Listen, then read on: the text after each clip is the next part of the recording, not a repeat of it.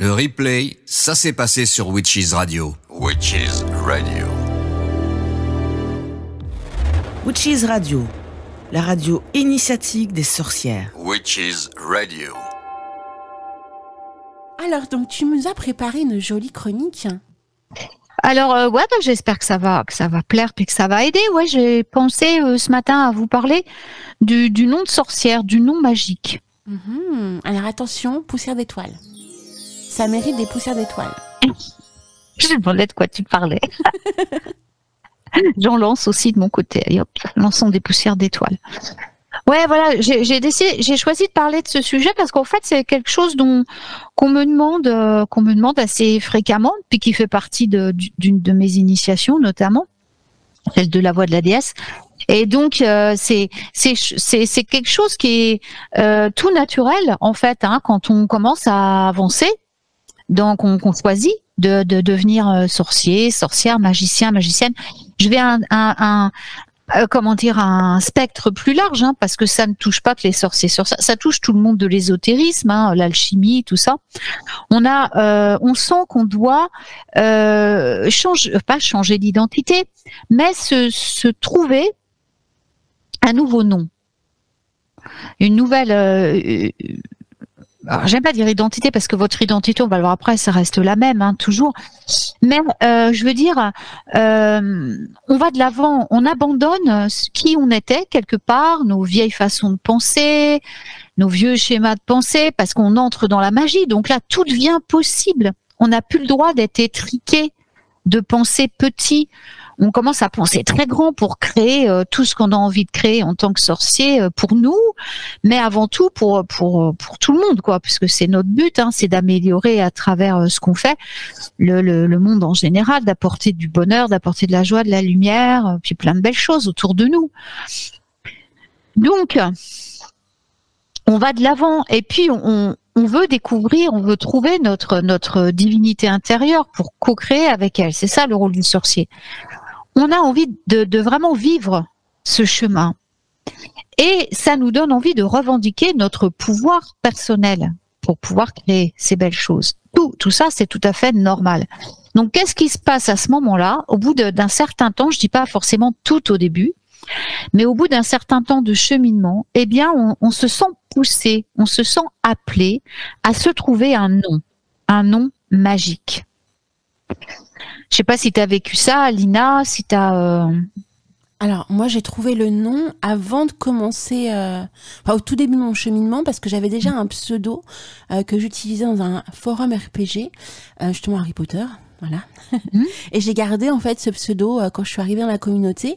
Et ce prénom, Alina, m'allait tellement bien, je l'appréciais tellement que je l'ai conservé. Ah oui, ça te va très très bien, c'est vrai. Un mix avec mon vrai prénom, en fait. Mais c'est vrai que c'est un joli nom que tu as, franchement, et qui est très lumineux, quoi.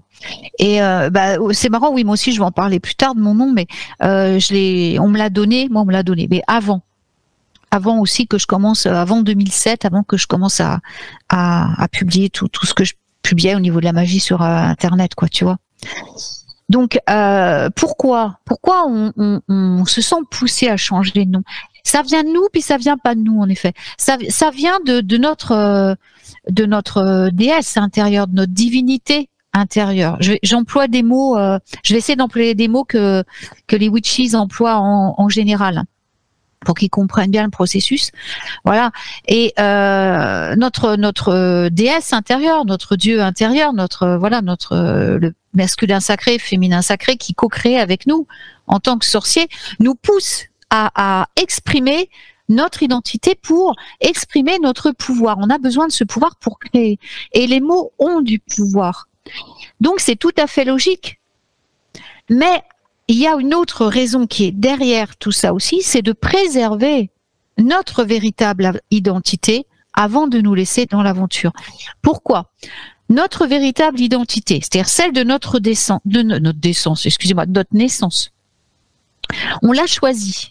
On l'a choisie avant de s'incarner. On l'a choisie parce qu'elle va représenter qui nous sommes réellement dans cette vie.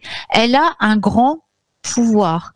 On choisit son prénom, on choisit son nom de famille pour des bonnes raisons.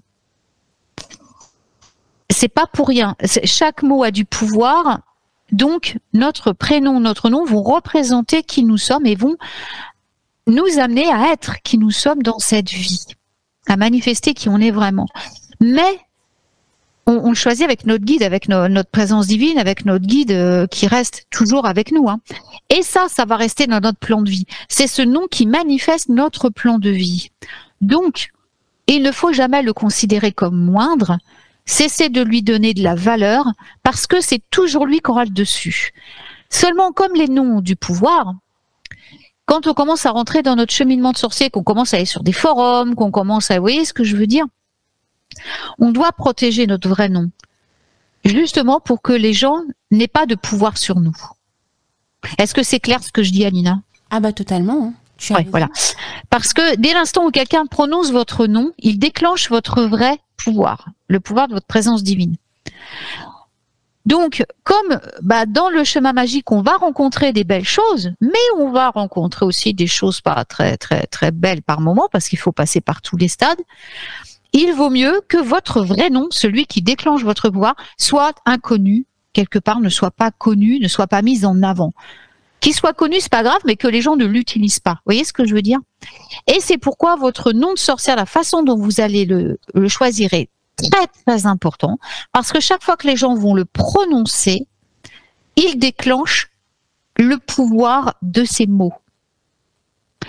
Donc, on va trouver un nom qui va symboliser ce qu'on souhaite apporter au monde, ce qu'on souhaite exprimer face au monde, qui va à la fois nous préserver, nous protéger et protéger notre véritable identité.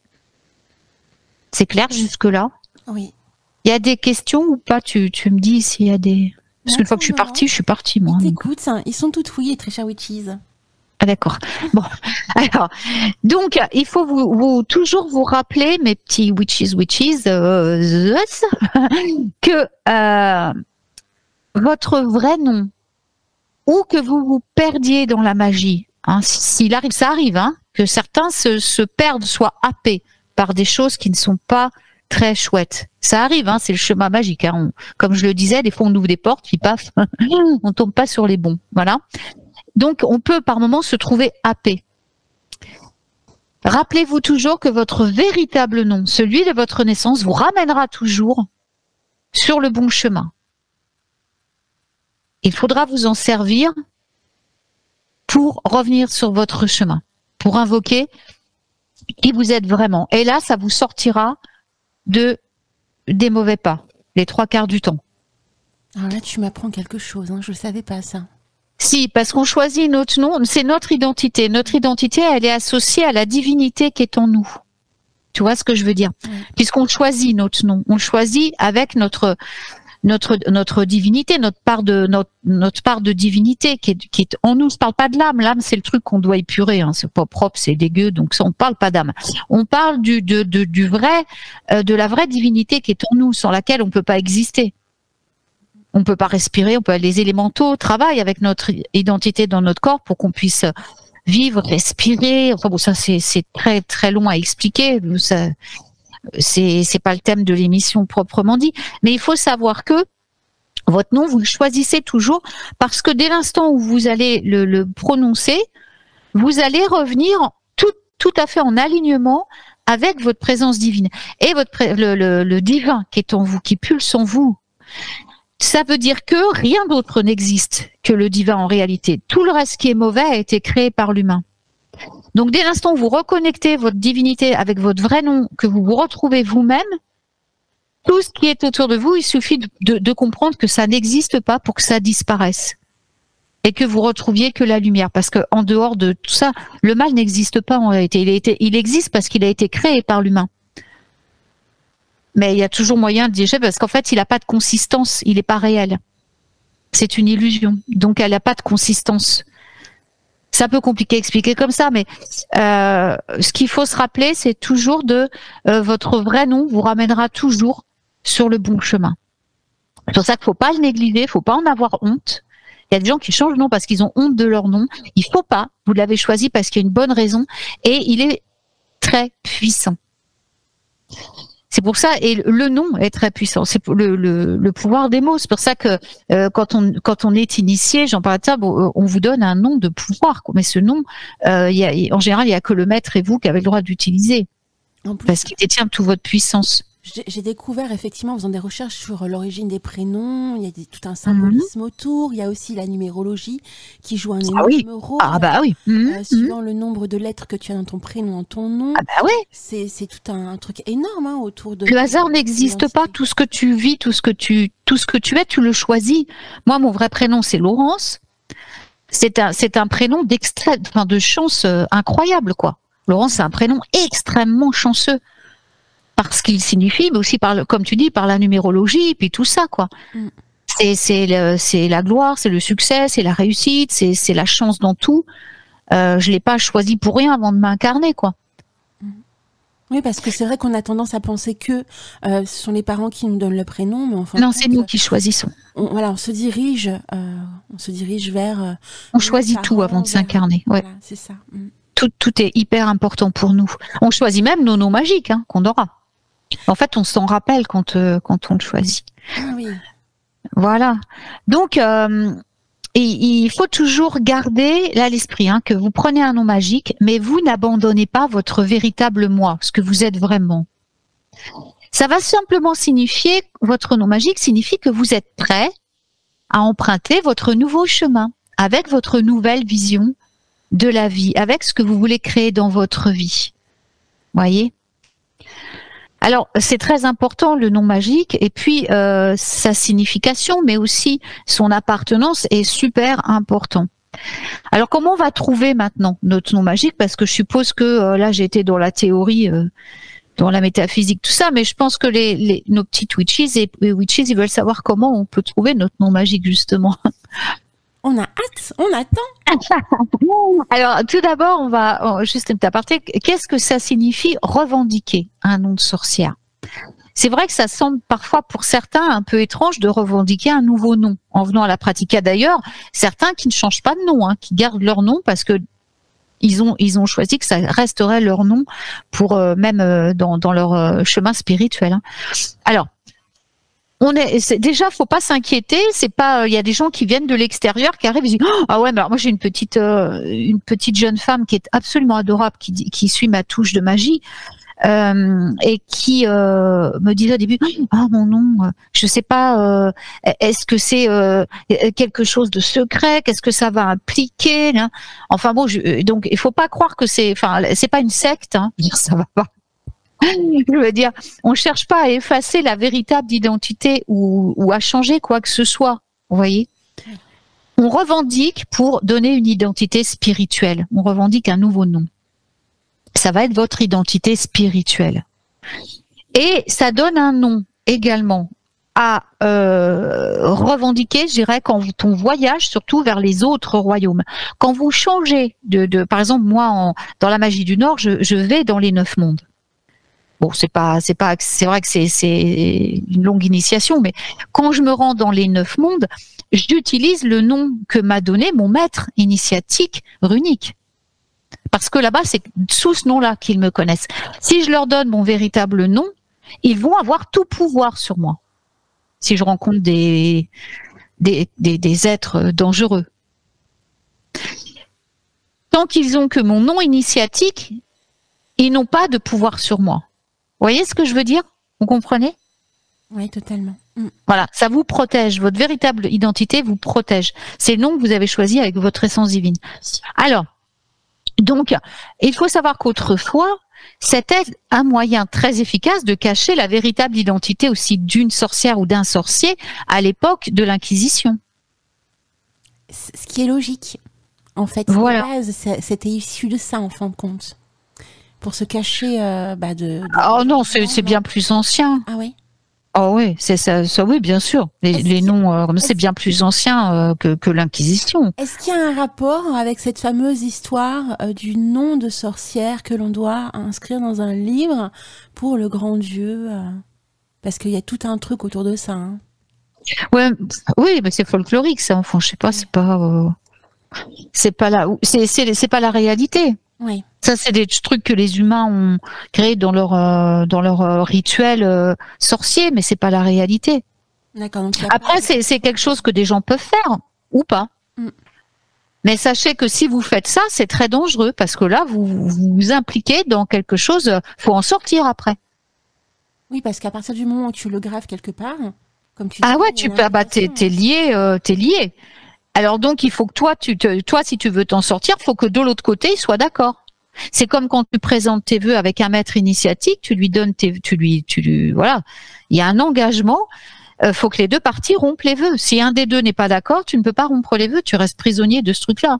Donc, si tu tombes de l'autre côté sur voilà, ce qui est gentil, que t'es sûr que au jour où ça devient trop dangereux, ou parce que vous savez pas sur quoi vous vous engagez. Hein. On sait pas au début sur quoi on va tomber. Mais il faut toujours garder à l'esprit. Il faut garder une porte de sortie. Là, si vous vous engagez pieds et poings liés en signant des choses comme ça avec des noms de pouvoir, vous n'êtes pas sûr de vous en sortir. Et ça, c'est très dangereux. Moi, c'est un truc que je fais pas perso et que je ferai jamais. Parce que c'est le nom. Vous donnez le pouvoir. De toute façon, ça, tu donnes ton pouvoir. T'as pas à donner ton pouvoir. Ton pouvoir, c'est le tien. Il y a absolument aucune raison de déléguer son pouvoir à qui que ce soit ou à quoi que ce soit. Hein. Il faut surtout pas. C'est vous le pouvoir, c'est pas celui d'en face qui va vous donner du pouvoir pour faire quelque chose. C'est ridicule. C'est vous le pouvoir. C'est clair. Il n'y a pas de pouvoir extérieur à vous-même. Ça n'existe pas. Ça, c'est des trucs c'est pas le bon côté, ça. C'est de l'empreinte de pouvoir. On vous prend votre pouvoir. Vous êtes entre les mains d'autre chose et ça, c'est pas normal.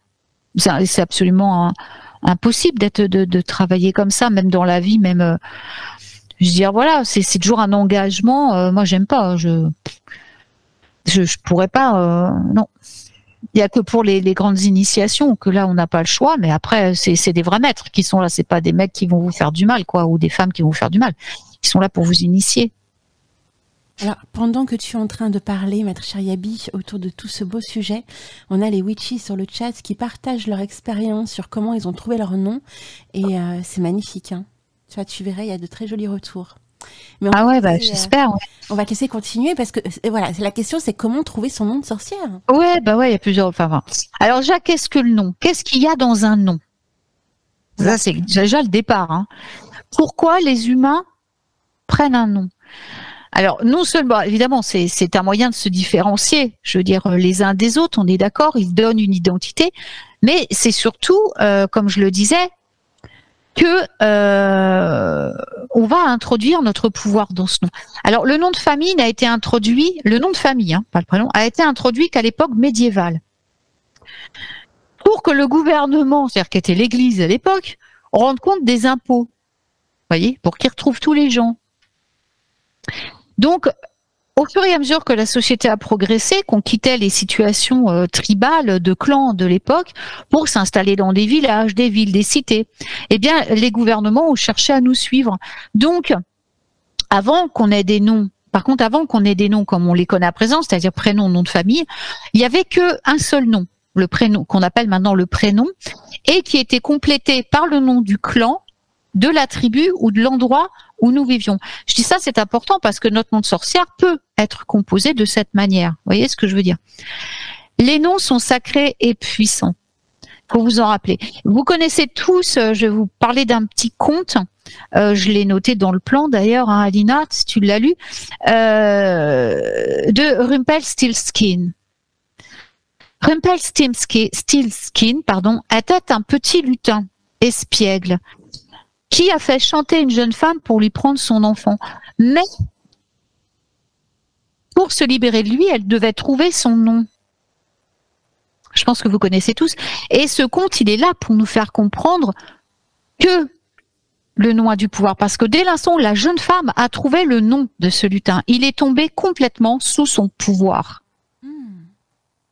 Et elle a fait de lui tout ce qu'elle voulait. Vous voyez ? C'est très important de se souvenir de ça. Il y a, alors, autrefois, j'y reviens, donc nos ancêtres nommaient leurs fils et leurs filles avec les mêmes prénoms. Pourquoi? Parce qu'ils pensaient que si le mâle connaissait leur vrai nom, il aurait pouvoir sur eux. Donc, vous voyez, c'est pas récent. Donc, ils donnaient à leur fils le même prénom. Par contre, quand ils étaient entre eux en famille et en sécurité, ils appelaient leurs enfants par leur second prénom qui était connu d'eux seuls, mais jamais devant les autres. Ah ouais. Ouais. C'est pour ça qu'avec si vous avez fait des recherches généalogiques, vous allez voir qu'il y a beaucoup dans les mêmes familles, il va y avoir plusieurs enfants qui vont s'appeler Marie, Martha, Jean, enfin bon, bref, et aussi dans la même lignée familiale. Voilà. Bon, après, c'est devenu des fois une tradition de s'appeler comme ça. Alors, je sais pas si c'est aussi récurrent en France, mais dans les pays anglo-saxons et nordiques, c'est vraiment comme ça que ça se passait.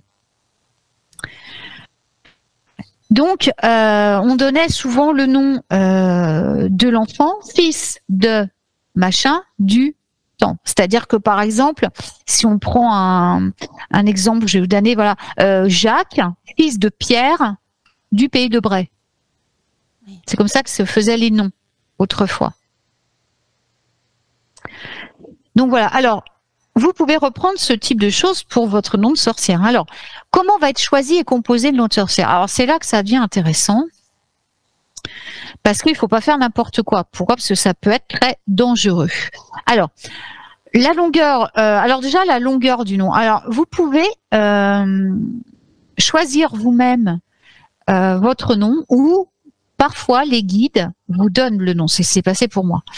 Alors, il y a la longueur, on va commencer juste par la longueur, puis on verra après ensuite, parce qu'il y a beaucoup de gens qui me demandaient, est-ce qu'il y a besoin d'avoir plusieurs noms? Alors, oui, non, c'est pas obligé. Il y a des gens qui vont avoir 2 noms, comme moi, d'autres en revendiquent un seul. Enfin, moi, j'en ai 2 pour le commun, pour mon nom public, mon nom de plume, mon nom de sorcière publique. Mais dans mes noms initiatiques, dans les deux chemins initiatiques que je suis depuis des années, je n'ai qu'un nom à chaque fois. Il n'y a pas 2, c'est inutile. Alors, il faut, vous pouvez avoir un prénom, un deuxième nom, un nom de famille, ce qu'on va appeler le nom de famille. Toute la combinaison des catégories de noms de sorcières fonctionne parfaitement en fait. C'est ce qui vous appelle. Donc, soit vous pouvez composer votre nom vous-même, ou donc il peut vous être donné par vos guides. Et ça arrive généralement parce que les guides vont vous donner à travers ce nom le pouvoir qui vous sera utile dans votre mission de vie. Surtout, dans ces cas-là, si vous mettez celle-ci au service du divin et de votre prochain. En général, là, c'est les guides qui donnent le nom. Parce que à travers ce nom, ils vont pouvoir passer à travers vous pour travailler. Quand vous mettez de côté, que vous laissez votre nom magique travailler, dans ces cas-là, c'est les guides qui vont passer à travers. Alors moi-même, j'ai plusieurs noms magiques, parce que j'ai été initiée en fait dans 3 chemins différents. Au final, ils se sont rejoints, je savais pas à l'époque, mais donc vous connaissez que celui de Yabium, et Yabium m'a été donné par mes guides spirituels parce qu'il représente. Je sais pas si vous savez ce qu'est le Yabium. Pas du tout. En fait, non. C'est Shiva et Shakti. C'est le manifesté, le non manifesté. Masculin sacré, féminin sacré. Mais dans l'essence, voilà. C'est le pouvoir masculin sacré, le pouvoir féminin sacré. Qui crée la manifestation de toute chose. C'est un nom qui est extrêmement puissant. Mais quand ils me l'ont donné, je n'ai pas eu le choix. Quand ils m'ont dit, c'est ainsi que tu dois te présenter et c'est ainsi que les gens doivent te connaître. Donc moi je savais même pas ce que ça voulait dire au début, quand je l'ai reçu. Bon, j'étais initiée en hindouisme, je connaissais déjà, je connais Shiva, j'ai travaillé avec Shiva, j'ai travaillé avec Shakti, je travaille avec beaucoup de divinités hindouistes puisque c'est la suite logique du nordisme. Donc ils sont cousins. Donc c'était logique pour moi soit d'avoir un nom nordique que j'ai déjà en tant qu'initié dans le monde nordique. Et finalement, ils m'ont donné ce nom hindouiste, mais qui est la manifestation divine de la création en fait. Shiva Shakti, l'union divine, le couple divin. Donc ça, c'est parce que ça a eu un lien avec mon initiation alchimique aussi. Mais c'est pas moi qui l'ai choisi. Les 2 autres, ceux-là, je ne peux absolument pas les révéler, m'ont été donnés par mes 2 maîtres principaux. Je veux dire, c'est des noms de pouvoir très puissants qui invoquent de grandes énergies. il y en a même un que je ne prononce pas moi-même. Il n'y a que mon maître qui le prononce. D'accord. Tellement il est fort, quoi. Donc, le transmettre ou le révéler à des personnes autres que mon maître initiatique ou moi pourrait se révéler pas dangereux pour moi parce qu'il est protégé par mon maître et par les guides, mais il peut être extrêmement dangereux pour ceux qui le connaissent. C'est ça l'inverse. Faut pas penser que le mal peut se retourner forcément sur vous si quelqu'un prononce le nom. Mais si c'est un nom qui est donné par le divin pour accomplir une mission ou une initiation, c'est la personne qui va oser le prononcer ou le prendre qui va subir des grands dommages. Parce que c'est un nom sacré qui a été donné par lui pour vous. Vous voyez ce que je veux dire? D'accord. Donc c'est pour ça qu'il faut faire très attention. Donc Yabium, c'est un nom que beaucoup de praticiens du tantrisme connaissent. Il représente vraiment l'innon divine. Par conséquent, il est très positif celui-là. C'est-à-dire que même les gens qui vont prononcer mon nom vont recevoir des bénédictions. Il a été choisi pour cela. Voyez? Et c'est toi qui l'as choisi? Non, je t'ai dit Yabium, c'est le nom que les guides m'ont donné. Ah, d'accord. Ouais. Par contre, racine de sorbier, donc Rowan Root, là c'est moi qui l'ai choisi. Ça veut dire racine de sorbier, Rowan Oui. Root? Ça veut dire racine de sorbier, oui. Et je vais vous dire pourquoi après. Ça fait partie justement de la composition du nom de sorcière, vous voyez? En fait, il y a une partie que l'on te transmet, en fin de compte, guide ou autre élément. Non, j'ai juste choisi mon exemple à moi, parce qu'après je vais en donner d'autres. Ah, il y en a plusieurs. Non, ça c'est juste mon exemple à moi, pour dire qu'on peut recevoir le nom de par les guides. C'est toujours un nom positif et qui apporte de la joie. Hein. Si vous recevez Morrigan, faut éviter, hein, parce que vous allez prendre toutes les manifestations qui sont derrière la déesse Morrigan. C'est très dangereux. Alors après, il y en a peut-être certains qui sont tellement fans et qui apprécient. Oui, mais oui, je comprends, mais il faut savoir, ils font ce qu'ils veulent. Hein. Oui. Mais s'ils ont que des merdes dans leur vie, il faut pas qu'ils s'étonnent après. Hein. Oui, c'est vrai. Je suis désolée, hein, mais après, voilà, on attire ce qu'on, voilà. Morrigan, elle est au-delà de la compétence humaine. Enfin, je veux dire, c'est une déesse extrêmement puissante, mais elle véhicule aussi un pouvoir destructeur énorme. Comme Hécate, en fait, tout ce qui s'appelle Hécate. Oui, voilà, Hécate, c'est pareil, quoi. Faut être capable après d'assumer ce qui va venir derrière. Hein. Oui, je comprends. Elles vont tout détruire pour remettre en place après, certes. Mais sur le coup, il va y avoir des trucs très traumatisants qui peuvent arriver à la personne. C'est pour ça qu'il faut faire super gaffe à ce qu'on fait. Donc, il va se manifester. C'est un nom qui va changer totalement votre vie. Parce que les mots ont un pouvoir colossal. Alors, il faut faire attention, donc, comme je dis, à ce qui va se manifester. Quand vous allez le prononcer, quand les autres vont le prononcer, ou quand vous allez l'écrire. Donc, vous devez faire un peu d'expérience avant de le valider. Oui. C'est-à-dire, vous expérimentez. S'il commence à vous arriver des trucs que vous avez du mal à supporter, changez-le. C'est pas irréversible. Hein. Oui. Vous voyez ce que je veux dire? C'est pas parce que tu l'as eu une fois que tu peux le conserver, tu peux le changer. Ah ouais, tu peux le changer. Bah, j'avais une amie qui en avait choisi un et elle s'en sortait pas. Elle s'en sortait pas dans la vie. Donc, elle l'a changé et depuis, tout va bien. Ah, c'est comme quoi, hein. Ah bah oui, c'est pour ça que je fais cette émission, parce que c'est super important, quoi. Alors, on va voir comment on peut composer notre nom de sorcière. T'es d'accord, Alina? Ah oui. Est-ce que tu veux faire une pause musicale ou non? On continue? Non, moi ça me va très bien. Moi je t'écoute. D'accord. Je suis toute Alors voilà. Donc, eh ben, on va voir comment vous pouvez composer votre nom de sorcière si vous voulez le composer vous-même. Alors, quand on donne, juste une aparté, les noms donnés par les guides, comme je le répète, sont souvent des noms qui sont donnés avant de grandes initiations. Ou si vous avez vraiment une mission, il faut quand même être très connecté pour être sûr que c'est bien les guides qui vous donnent votre nom. Hein. C'est pour ça que je précise que le guide ne va vous donner qu'un nom qui apporte des bénédictions à vous et aux autres quand il le prononce. Voyez ?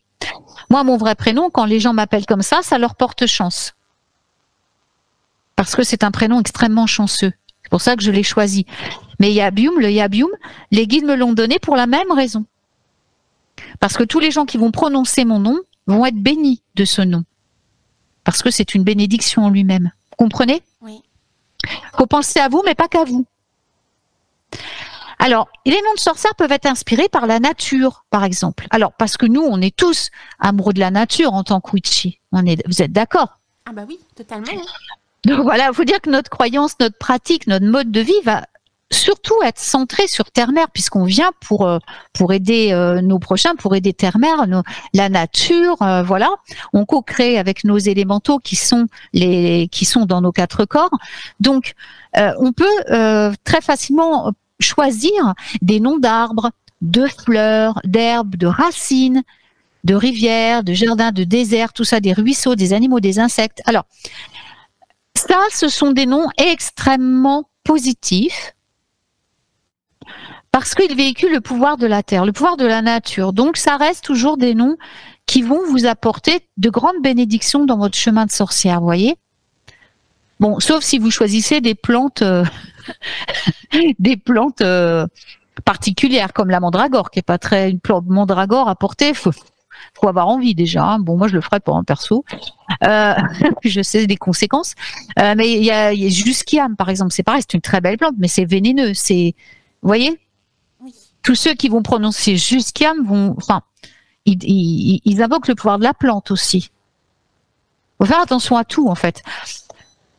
D'autant plus qu'en tant que sorcière, on est censé connaître les vertus des plantes et les utiliser pour soigner la plupart des maux. Donc, si vous vous donnez un nom de plante venimeuse et que vous êtes là, en fait, pour avoir une belle vie, pour créer des belles choses, pour avoir davantage de belles choses dans votre vie, mais que vous utilisez un nom qui invoque la mort ou la maladie, vous n'allez pas être heureux.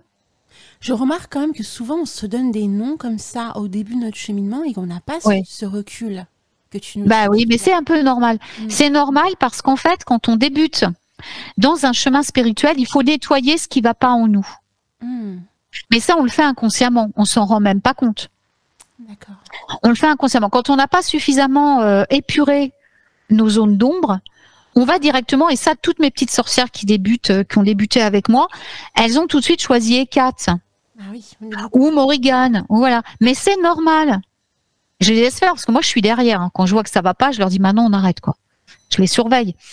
Mais pourquoi? Parce que elles ont besoin d'enlever ce qui va pas. On peut pas travailler correctement en magie si on n'a pas épuré tout ce qui risque de perturber notre magie et de créer des incidents dans notre vie plutôt que de créer des belles choses.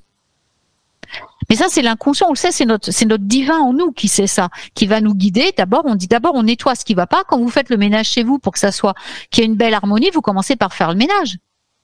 Ah oui, ce qui est normal. C'est logique. Donc là, c'est pareil, un chemin spirituel, on commence par nettoyer. Donc c'est plus fort que vous et que nous. Moi, j'ai pas eu cette phase-là parce que ça s'est passé avec mes maîtres initiatiques. D'abord avec les runes, puisque ça a été les toutes premières. Mais moi, dès l'enfance, j'ai travaillé aussi avec mes grands-mères à éliminer tous ces trucs-là. On travaillait beaucoup déjà dans ce sens-là, puisque je vous dis, j'avais 2 grands-mères magiques qui m'ont vraiment déjà commencé à travailler là-dessus, toute petite, à épurer ce qu'allait pas. Donc j'ai eu la chance de pas avoir trop, mais malgré tout, dans les initiations, j'en ai viré quand même des saloperies. Je peux vous le dire, et ça n'a pas été une partie de plaisir. Mais c'est normal.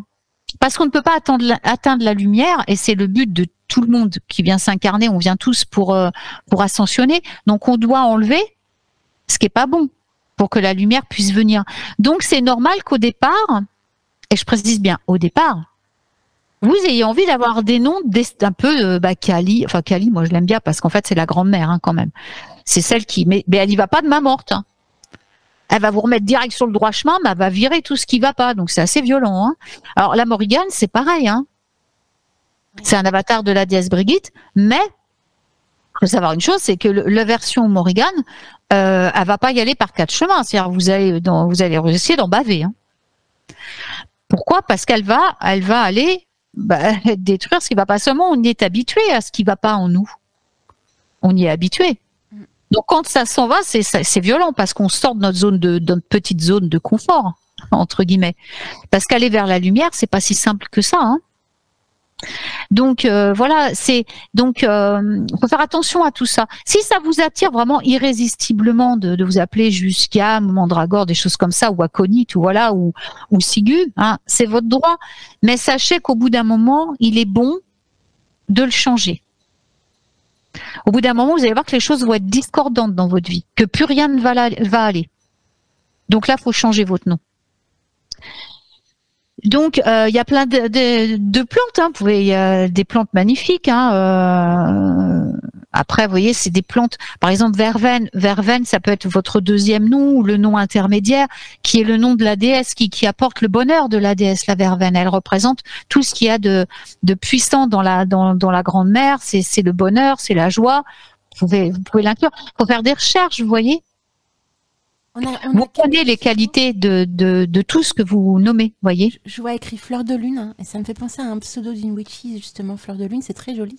Oui, Fleur de Lune, c'est super parce que fleur déjà, hein, c'est un mot très puissant. C'est la fleur, c'est l'épanouissement, c'est la joie, c'est la gaieté, c'est la magie de la nature. Et puis de lune, voilà. Alors la lune, c'est notre côté sombre, hein, faut le savoir aussi. Hein. La lune, c'est notre côté sombre. Le soleil, c'est la lumière. Donc, on a besoin, c'est pour ça qu'on est aussi attiré par la lune quand on commence notre chemin de sorcière. Tout simplement parce qu'on doit aller dans le côté sombre. Mais c'est aussi l'aspect du féminin sacré, c'est-à-dire qui crée. Mais elle crée dans le cas où, où là, rien n'existe, le féminin sacré, par l'intermédiaire du masculin qui va impulser l'énergie, va créer dans la matière avec les élémentaux. Donc c'est assez complexe. Hein. Il y a le côté féminin qui est attiré par la lune, bien sûr, mais aussi parce que c'est l'ombre. Elle symbolise l'ombre, mais la lumière qui est dans l'ombre. Voilà, c'était la question que je me posais parce qu'on est quand même hyper happé par la lune, je pense, tout le monde. Hein. Moi, la première. Et en fait, en fin de compte, si ça se trouve, ce qu'on est happé, c'est ce côté sombre que l'on met en lumière qui nous, qui nous fait aimer qui nous sommes, en fait. Ben oui, en fait, bon déjà la lune à la base, elle influe sur notre corps, sur la planète, on le sait ça, puisque c'est l'élément eau. Donc on travaille sur le plus puissant de nos 4 corps, c'est le corps émotionnel qui est sous le commandement des ondines, de nos ondines, et donc les élémentaux de l'eau. Et donc c'est le plus gros de nos corps, c'est le plus important, c'est le corps émotionnel. Et donc c'est la lune qui régit. Donc c'est normal qu'on soit attiré par la lune aussi, pour cette raison. D'accord. Voilà, mais aussi parce que on doit, comme je disais, aller dans l'ombre. Mais la lune, c'est le phare qui éclaire les ténèbres aussi. C'est l'espoir qui est que dans l'ombre, il y a toujours la lumière. Et donc, on va plonger vers la lune qui nous attire dans l'obscurité par sa lumière pour retourner vers le soleil après. Et il y a une question d'Abyss que je t'ai partagée il y a quelques minutes, parce que je pense que ça rentre en corrélation avec le sujet. Quoi penser justement des praticiens, par exemple, qui ont plusieurs noms dans leur coven en fonction de leur niveau? Ça, je ne savais pas que ça existait. A priori, ça existe. Je ne sais pas parce que je fréquente pas de coven, donc je ne sais pas du tout. Après, c'est peut-être intérieur au coven. Ça, je peux pas répondre. Je ne le sais pas, non. Tu sais, moi, quand je sais pas, je m'avance jamais. J'ai pas expérimenté, je ne connais pas. Mais bon. C'est possible qu'ils changent de nom dans ce chemin-là. Je suis pas wiccan, moi je connais pas la religion wiccan, je la connais pas. Mais après, donc, est-ce qu'on pourrait peut-être aussi associer cette question-là par rapport à un praticien traditionnel sans coven? Est-ce que tu as déjà vu, par exemple, des praticiens au niveau de leur évolution personnelle dans leur cheminement, voire en fonction de leur niveau, évoluer de nom également, tu vois? Un petit peu comme à l'armée, hein. Tu vois, on a des... si c'est eux qui ont choisi leur nom, ils peuvent. Hein. Oui. Maintenant, si c'est un nom donné par les guides, moi, j'ai pas le droit de changer mon nom. Hein. Moi, ça m'est interdit. Les guides veulent pas. Hein. C'est Yabium, c'est Yabium. Hein. Oui. Et c'est comme ça. Hein. Il y en a un au milieu. Normalement, c'est Yabium Ina. Mais Ina, je suis pas obligée de le mettre. Ina, c'est une déesse de l'amour. C'est joli. Hawaïenne. Ouais. Et mais je le mets pas forcément. Je l'écris parfois, mais je le mets pas forcément. Mais ces 3 noms-là, ils sont immuables. Pour moi, je n'ai pas le droit de les changer parce que je ne les ai pas choisis. Ils m'ont été donnés par les guides. Donc là, j'ai pas le droit. De toute façon, on le ressent. Hein. Il y a un interdit qui. Je sais que si je transgresse ça, c'est plus moi. Quoi. Je veux dire, je peux plus. C'est que je renonce à mon chemin spirituel. public, quoi. Oui. J'aurai toujours mes 2 autres noms initiatiques, puisque voilà. Mais celui-là, c'est que ce sera fini dans mon rôle, voilà, de public, de diffuser aux gens les enseignements des guides, tu vois. L'alignement n'est plus là, en fait, tout simplement. L'alignement ne sera plus là. J'aurai plus la connexion. C'est ça. Non. C'est mon antenne de connexion avec les guides, quelque part. Alors après, quand tu le choisis, oui, tu peux et même c'est comme je le disais tout à l'heure, c'est même recommandé de l'adapter. Bien sûr, parce que j'ai mon amie Hélène qui avait un nom qui lui convenait pas au début parce qu'elle avait que des misères. Et quand j'ai des misères, ça n'a pas été rien. Hein.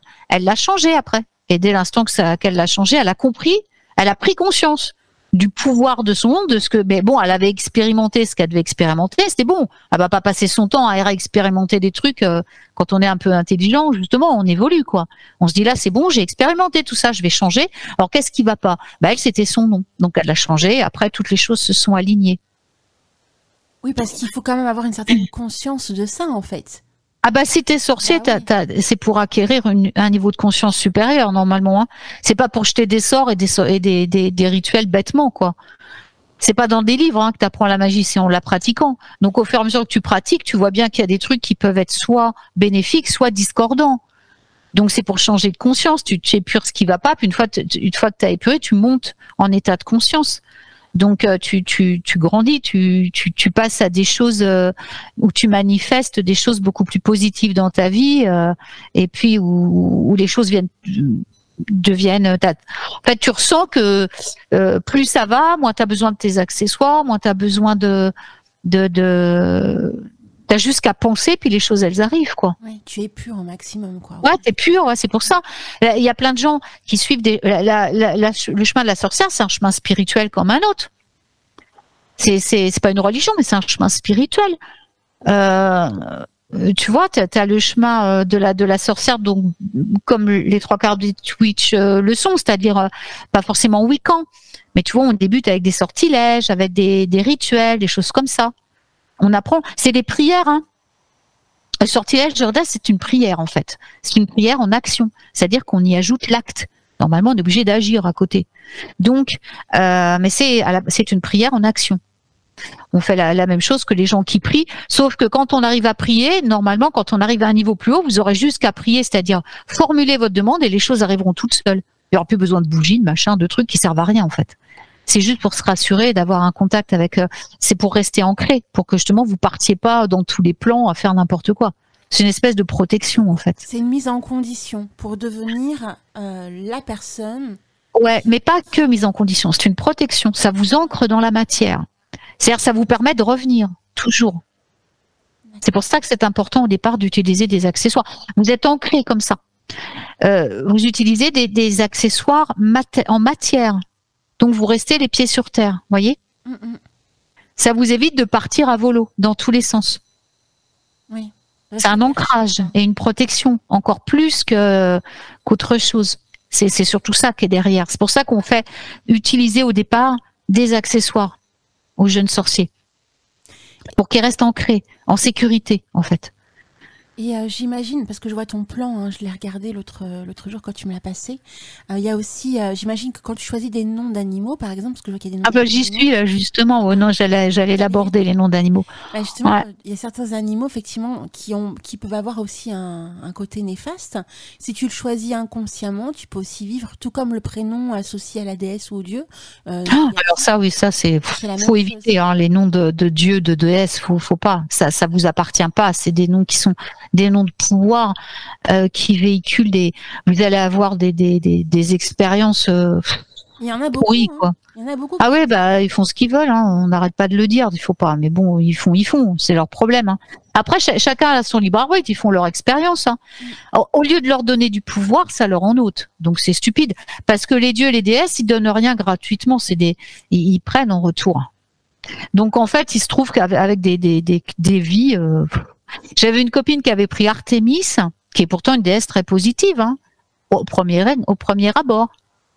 Sauf qu'Artémis, quand tu creuses, Artémis, elle a quand même castré tous les hommes qui s'approchaient de ses suivantes. Oui. C'est quand même je veux dire, elle a le pouvoir d'une Amazone quand même. Donc c'est-à-dire qu'après, elle me disait, ouais, je rencontre personne dans ma vie, je suis toute seule. Bah oui, forcément, Artémis, C'est la déesse vierge, quoi. Donc, puis elle a rompu tout lien avec les hommes et elle a juré qu'elle se marierait jamais. Donc les filles, tant pis, vous avez pris Artémis, restez toute seule. Hein. C'est votre, après tout, voilà, quoi. Puis si vous avez envie de repousser tous les hommes qui s'approchent de vous, continuez.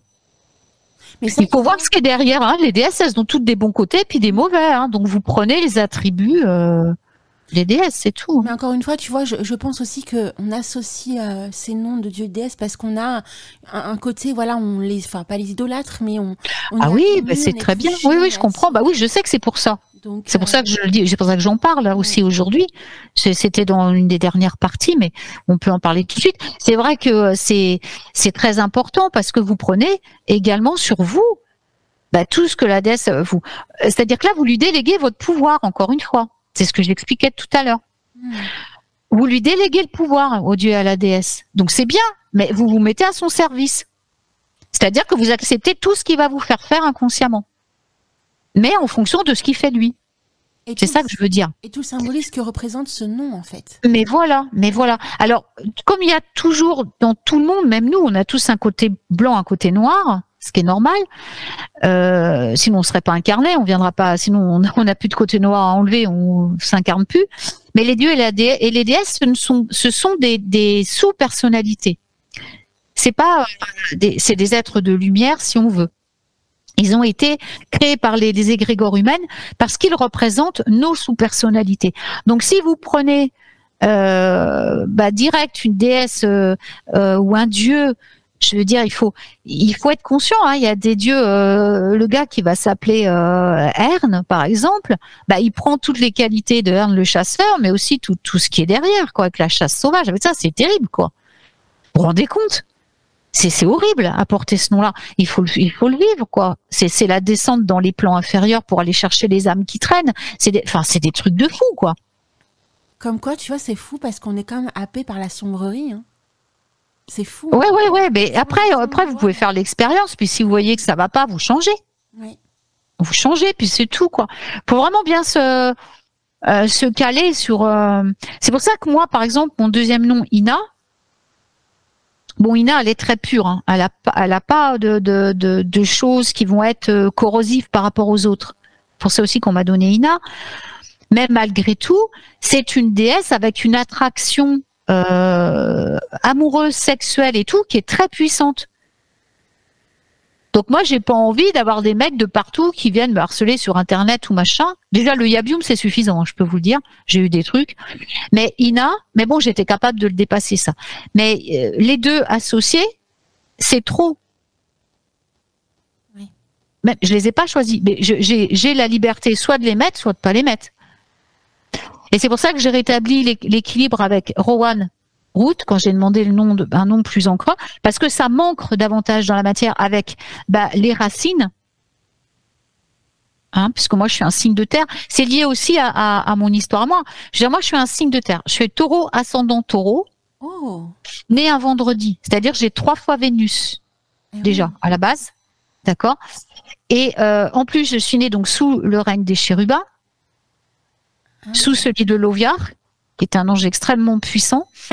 Et tout découle de ça. Donc en fait, j'ai sur mon diagramme de naissance de mon ciel de naissance, j'ai le pentacle qui est gravé, le pentagramme qui est inscrit. Donc ça veut dire que j'étais vraiment destinée à la magie, quoi. Puis surtout à travailler avec les éléments. Donc en fait, tout découle de ça. Donc la racine, c'est parce que donc je suis vraiment terre. Et ça manque dans la réalité, j'ai besoin, sinon je partirais beaucoup trop haut tout le temps.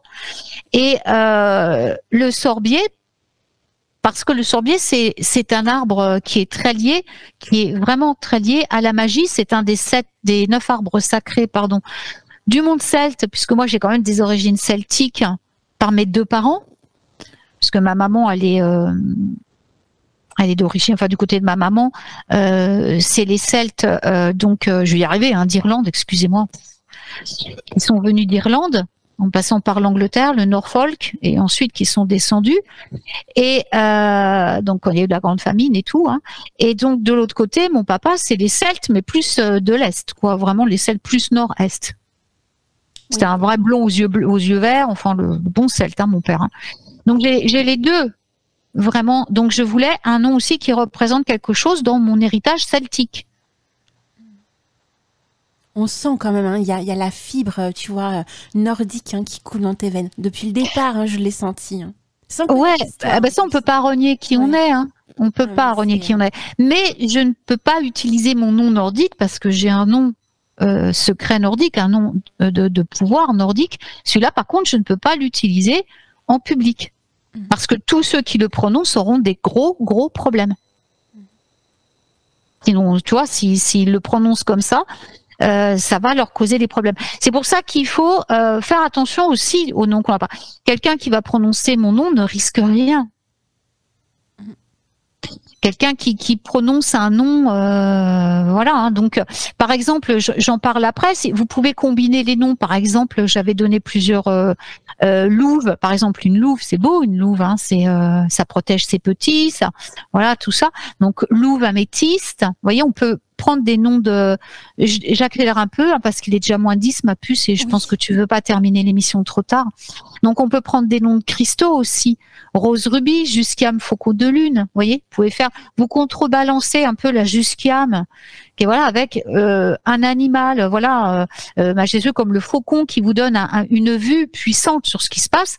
Avec le faucon, vous allez avoir une vue d'ensemble de ce qui se passe dans votre vie et autour de vous. Et de lune, vous voyez, si vous êtes une fille, par exemple, pour marquer votre féminité, votre côté féminin. On peut avoir avec les couleurs. Alors les couleurs, si vous choisissez une couleur, ça va vous donner, par exemple, scarabée blanc va vous donner un pouvoir énorme sur la sacralité, le renouveau et la pureté. C'est un nom extraordinaire, scarabée blanc, même pour ceux qui vont le prononcer. Et ça, ce sont des vrais noms magiques, voyez. Donc, vous pouvez prendre des animaux mythiques, mais il faut faire attention. Voilà, phénix, par exemple. Ouais, le phénix, c'est un symbole extrêmement.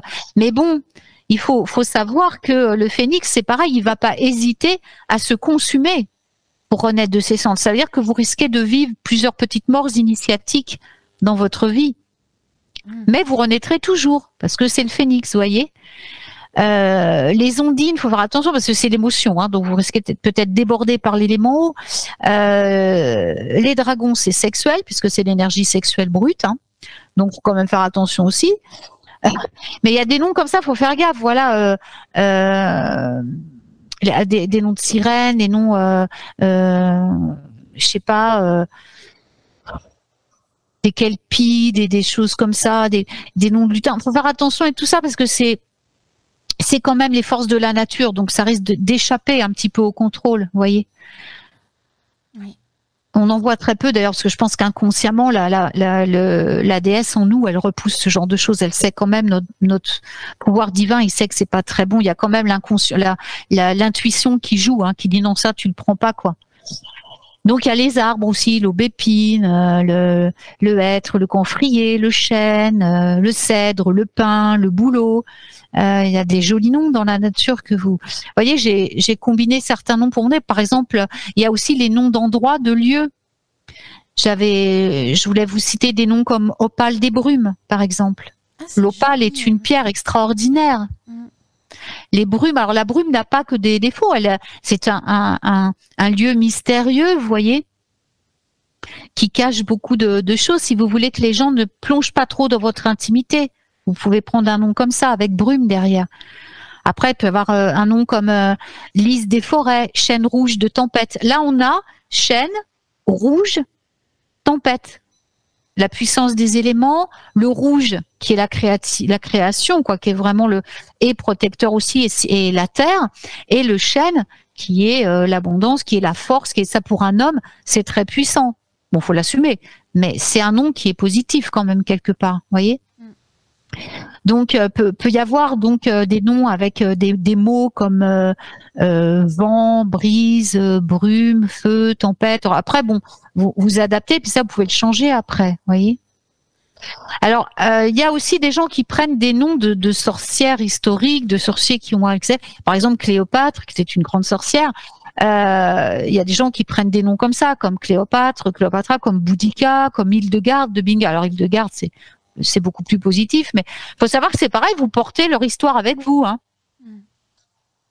Donc, qu'est-ce qui leur est arrivé? Faut être prudent, voyez. Ça, parce qu'ils deviennent votre marraine ou votre parrain sorcier quand vous prenez le nom.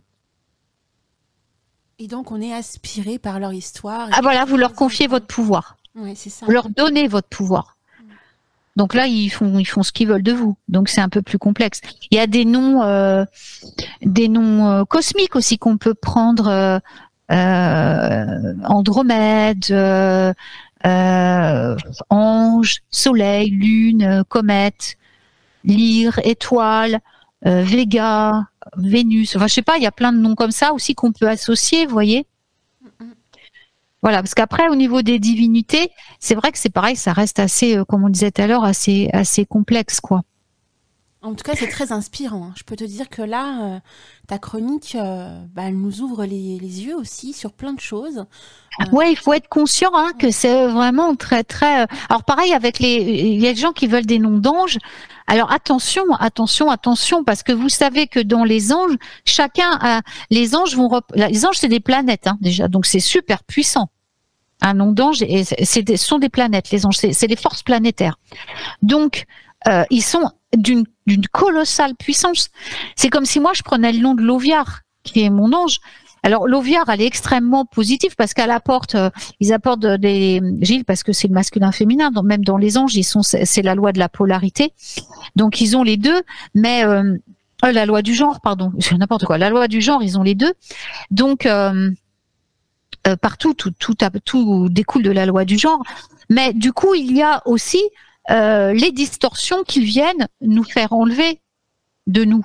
Puisque l'Oviar, je dois refléter ses vertus et ses qualités, puisque je l'ai choisi en ange tutélaire, en ange marin, puisque c'est mon ange de naissance.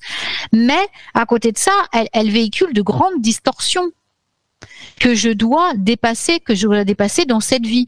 Donc, je vais me retrouver avec les deux. Donc, si je me retrouve dans une passe où je suis particulièrement bien, je vais véhiculer ces belles énergies.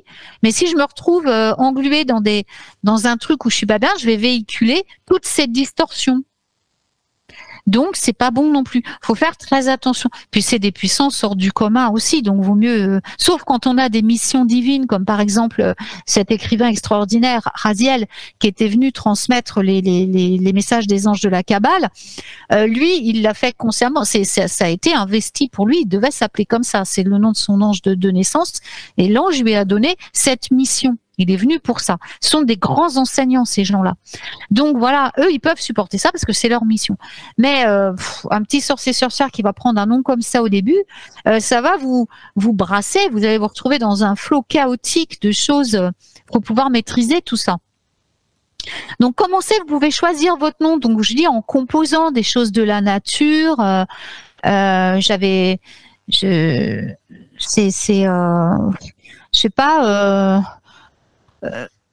Comme des noms comme j'ai cité tout à l'heure, voyez, vous associez des petits noms comme ça qui vont qui sont sans danger et qui vont vous donner une lumière, qui vont vous apporter une lumière qui va vous aider sur votre chemin. Quelque chose qui va illuminer votre chemin, qui va rendre les choses plus faciles pour vous, voyez. Mais c'est vrai que tu as raison, parce que tu vois, par exemple, moi, Alina de Brocéliande, ma vie, ma destinée est là, quoi. Et j'ai beau essayer de m'en éloigner, comme ce nom est associé, peut-être que aussi inconsciemment et psychologiquement, comme tu expliques depuis le début de ta chronique, je suis toujours appelée à Brocéliande. Et donc, voilà, tout à fait. Ça émet une vibration autour de mes créativités qui sont en relation avec la faërie, totalement.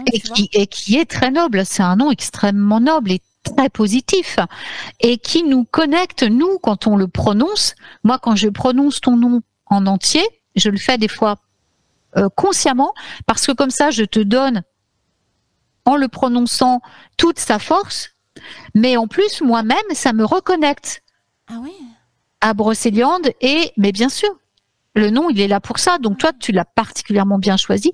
Et c'est vrai qu'il véhicule forcément en toi toute la force de ce nom, mais aussi, oui, toute la magie de la féerie qui est liée à Brocéliande, quoi. Mais dans sa pureté. pas comme quand il va maintenant où c'est complètement pollué, où il n'y a plus d'énergie du tout. Mais toi, tu gardes dans ton nom la pureté de Brocéliande, tu vois. Et ça, Parce tu vois, c'est fou parce qu'on n'en a pas conscience au moment, enfin, réellement, tu vois. Il y a des choses qui arrivent en nous, où on a envie de trouver tel et tel nom en nous parce que ça nous émeut. Ça nous appelle à quelque chose, mais on n'a pas la sensation à ce point-là, comme tu l'expliques ce matin, qu'il y a un vrai lien émotionnel et psychologique qui est autour d'une histoire, d'un pouvoir qui s'opère, quoi. Tu vois, c'est fou, en fait. Moi, il n'y a qu'une fois, je vais vous dire juste comme ça, où il y a un de mes amis qui a connu, alors je ne sais plus comment ça a pu se produire, mais qui a connu mon nom alchimique, donc mon nom de chemin alchimique qui est très très puissant, celui que je peux à peine moi prononcer, sauf dans son mantra, puisqu'il véhicule un mantra, ce nom. Et il s'est retrouvé en grand danger, quoi. C'est pour ça que je dis, il s'est retrouvé dans un état de. Et là, je dis, faut jamais que tu prononces ce nom, quoi. C'est fou. Et il faut être conscient de la puissance que les mots véhiculent. Les mots ont du pouvoir, un pouvoir extraordinaire. Tout ce qu'on prononce, on le manifeste. Tout, absolument tout. Quand vous parlez, vous créez. Le verbe est créateur. De toute façon, dans toutes les traditions, même Tolkien l'a écrit dans Le Seigneur des Anneaux, puisque c'est dedans, il parle clairement de la tradition nordique à laquelle il était hautement initié. Quand il parle que oui, Odin a donné la vie par le verbe.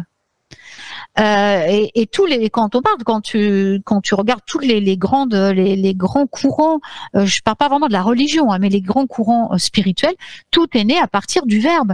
Et c'est un message important que les hommes n'ont pas compris. Ça veut dire que tout ce que vous prononcez vient à vous, le bon comme le mauvais. Tu peux déclencher.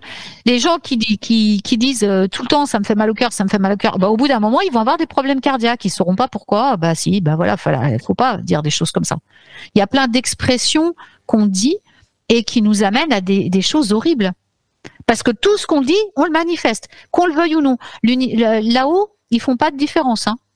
La loi d'attraction, la loi de cause à effet, elle fait pas ces lois-là, la loi avec un L, oui, la loi divine vraiment, qui est au-dessus de tout, qui est même au-dessus de ses lois et de ses principes sacrés, elle obéit à tout ce que elle te donne tout ce que tu veux, puisque tu es son enfant, donc elle te donne tout ce que tu veux, comme un bon parent.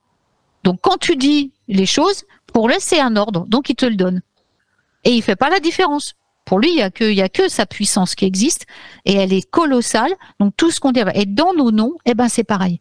C'est pour ça qu'on choisit nos noms de naissance avec beaucoup de soins, suivant les expériences qu'on est venu vivre sur Terre pour ascensionner. Oui, ça conclut merveilleusement bien, ma très chère Yabiyou. Voilà. J'espère que ça vous a aidé. S'il y a des questions, vous n'hésitez pas à m'envoyer un mail. Et puis voilà. Et puis je te remercie du fond du cœur, Alina, d'avoir permis que cette émission existe. Vraiment, merci à toi. C'était passionnant et j'ai des retours là de Witches, notamment par message, etc. où ils m'expliquent plein de choses en corrélation avec l'émission et ils sont scotchés parce qu'effectivement, on s'aperçoit pas forcément de tout ça consciemment et quand on t'écoute, en fin de compte, on trouve que tout ça, il y a une logique qui s'opère. Donc, c'était vraiment passionnant. Et pour les witches qui le souhaitent, donc ils peuvent t'écrire, t'envoyer un mail, oui. Donc yabiyou@witchesradio.fr, ne serait-ce que déjà pour recevoir le plan, parce que oui. Alors, il y a un peu désordre à mon plan parce que j'ai essayé de le mettre le plus clair possible pour que toi tu puisses avoir la trame. Mais c'est vrai, si tu penses qu'il est assez élaboré, oui. De toute façon, ils pourront la réécouter sur YouTube n'importe comment. Tout à fait, oui. Mais il n'y a pas de problème, oui, je peux leur donner le plan. Oui, au contraire. Il est vraiment bien fait le plan. En plus, là, tu retranscris aussi le petit conte avec Rumpelstiltskin. Oui, voilà. J'ai même dégagé pour que vous puissiez le prononcer correctement parce que c'est un nom qu'il faut bien prononcer aussi. C'est un peu comme Beetlejuice quand tu l'appelles. Ouais, c'est ça. Voilà, c'est la même chose. De toute façon, tout ce que tu appelles, tu l'invoques. Hein. C'est pour ça qu'il faut prononcer les mots avec beaucoup de parcimonie parce que tout ce que tu prononces, tu l'invoques. C'est pas plus compliqué que ça. Tu le matérialises, c'est ce que je vous explique.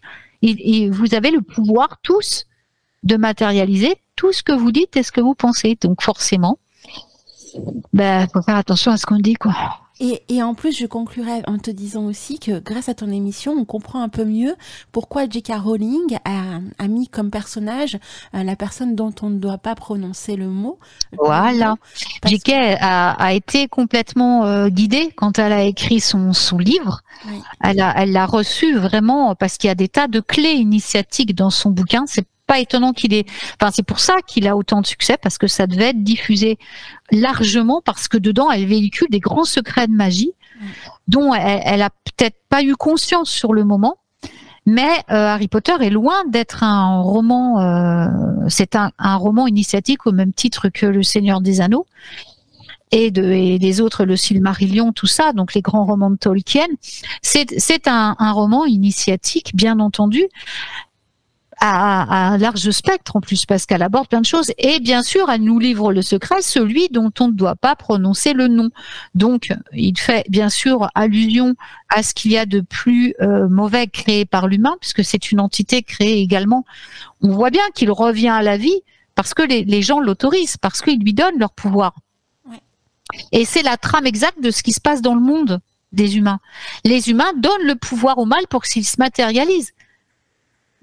Mais si vous lui ôtez tout pouvoir, comme Harry le fait avec la lumière de sa baguette de la puissance qui symbolise la puissance divine, la baguette, c'est-à-dire c'est la divinité d'Harry qui est en lui, lorsqu'il pulvérise, et ça tout le monde en a le pouvoir, l'ombre elle peut rien devant la lumière, elle peut absolument rien. Elle est impuissante parce qu'elle n'existe, en fait elle est juste au reflet. Ce serait merveilleux, Yabiyum, si on pouvait faire une émission pour la nouvelle radio autour justement de tout ce qui entoure Harry Potter en matière de sorcellerie. Oui, bien sûr, avec plaisir, parce qu'il y a des tas de clés de sorcellerie dedans, bien sûr, de magie. C'est vraiment oui. magnifique. Et puis ce sera beaucoup de magie féerique aussi, toi qui aimes. Ah ouais, mais de toute façon, moi, Alina, de base, c'était pour Harry Potter, hein. Forum Harry Potter. Hein. Donc tu vois, comme quoi des fois, voilà, les signes. Hein. Moi, quand j'ai lu Harry Potter, ma fille je l'ai acheté avant. Il venait de sortir le premier. Je l'ai découvert par hasard dans une librairie. Enfin, par hasard non, parce que je voulais un livre pour ma fille et j'ai demandé à mes guides, comme toujours, parce que moi depuis que je suis petite, je travaille directement avec mes guides, et je leur ai dit je veux un livre pour Joan, mais qui l'éveille à une autre conscience. Elle avait 12, je sais plus quel âge. Moi, j'avais 35, j'avais déjà été opérée, donc c'est 36 ans, je crois, j'avais, quand j'ai découvert. Donc, quand elle l'a sorti, le tout premier n'était pas du tout connu, puisqu'elle a fait ses films 3 ou 4 ans après. Donc, elle a commencé, je crois qu'elle avait déjà édité Le Prisonnier d'Azkaban quand le premier film est sorti, parce que je l'avais lu avant. Donc, j'ai été vraiment guidée vers ce livre, cette étagère de jeunesse, dans la partie jeunesse d'une librairie. Et j'ai été happée par ce truc. Je peux vous dire, je lisais toujours les livres que j'offrais à ma fille pour voir ce qu'il y avait dedans, parce que je voulais pas qu'elle dise n'importe quoi. Et je l'ai lu, j'ai été scotchée par toutes les clés qu'il y a dedans. Je me suis dit, mais c'est un livre de magie, ce truc-là. Cette femme, elle est incroyable. Elle va cartonner, quoi. Et dès que le second est sorti, je me suis jetée dessus. Et j'avais déjà offert le premier à ma fille, qui est tombé accro, et après j'ai plus jamais décroché. Je l'ai lu en français, je l'ai lu en anglais, ce qui est très différent d'ailleurs. En anglais il est encore mieux, mais franchement c'est je me suis dit mais c'est incroyable ce qu'elle a reçu de J.K. quoi. Et c'est ce qui arrive souvent quand on arrive aux parties les plus sombres de notre vie, où on arrive à ce qu'on appelle, je sais plus comment on appelle ça vraiment, je vais dire des bêtises, donc je ne dis rien. Quand je sais pas, je dis rien, ou je dis que je sais pas.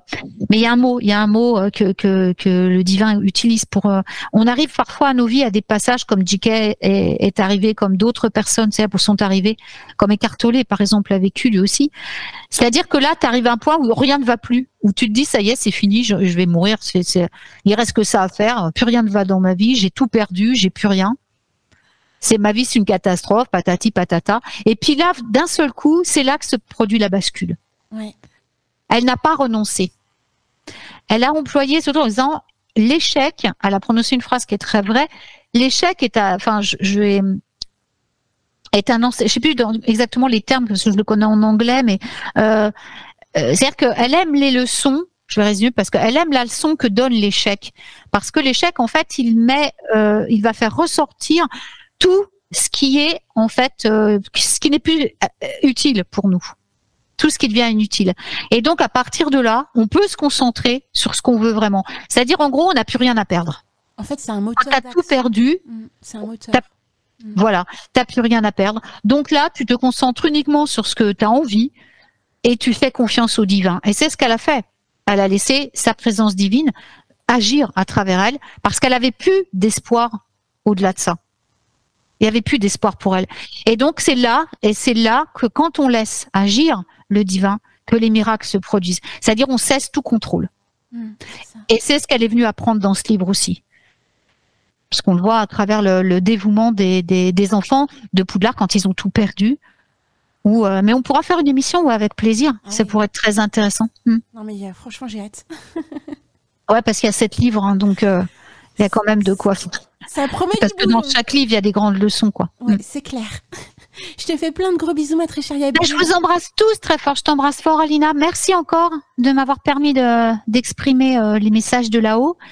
Et puis, merci à vous tous. Je vous aime tous très fort. Très, très fort. Je vous souhaite tous un bon week-end prolongé, parce que demain, on ne travaille pas non plus. Oui. Et on te retrouve pour le live, hein, le dimanche 4 juin, premier dimanche du mois, au mois de juin. C'est ça. Je n'ai pas encore le thème. Ça sera la surprise. Ce sera la dernière de la saison. Et après qu'on se retrouvera pour octobre, pour la nouvelle radio. D'accord, il n'y a pas de souci. Merci de me faire participer à ton aventure, en tout cas. Je suis très touchée. Et moi, je suis encore plus touchée, ma très chère Yabi Youm. Merci à toi. Je vous aime très fort. Bon week-end. Gros bisous. Witches Radio réveillera la sorcière qui est en toi. Witches Radio.